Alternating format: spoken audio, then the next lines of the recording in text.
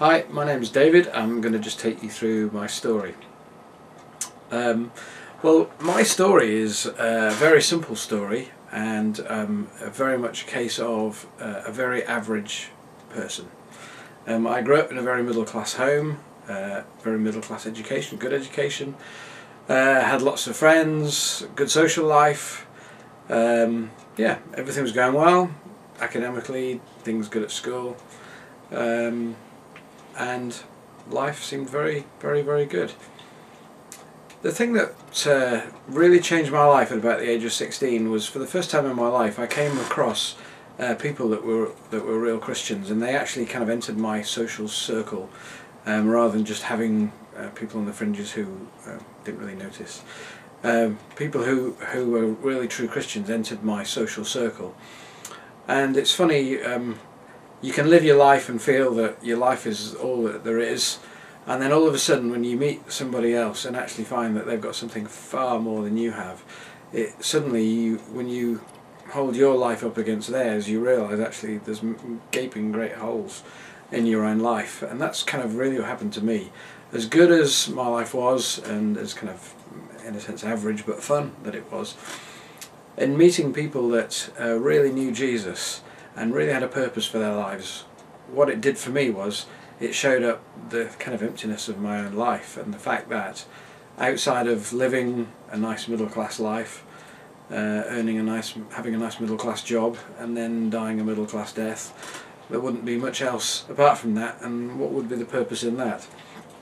So really, meeting these people who had so much more in their life because of knowing Jesus in a great way was something that really pulled me up short in my life and made me consider what I was doing. And really, I would say it was probably a process over about 3 or 4 months of spending time with these people and doing much of the same thing, going to the same parties, doing sport and doing all the same sorts of things. But really just realising that what they actually experienced was the reality of knowing Jesus in their lives.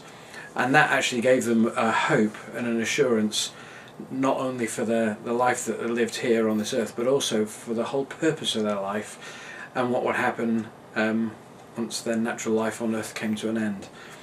And I think through those months, I realised that what they had was real. I tried looked at it from every angle and tried to uncover it and find the fraud and find out what was going on. But the reality was that the more I dug, the more actually I found that there was such a sincere and faith, but it was something that was very tangible and something that they really lived by. So it got to the point in my life where I felt so challenged with looking at my life and what it was really counting for, that I got to the point where I made the decision that actually my life outside of Jesus really wasn't going to do anything, it wasn't going to count for anything, wasn't going to go anywhere. So I made that decision, and it's the best decision I've ever made in my entire life, and probably the wisest decision I've ever made in my entire life as well.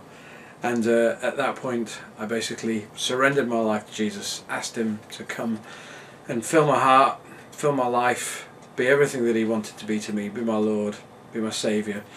And I must say, life's had massive challenges since then, but my life had, whatever the challenge of life that come, you have that hope that actually holds you in, and that understanding that basically is like a foundation that you stand on. It's something really solid, because you know that basically God's love sustains you and holds you in through the challenges of life that come. So that's me, ordinary life, but confronted with the reality of a Jesus who's not dead, he's risen, and he wants to have a personal relationship with each one of us, and it's an exciting life.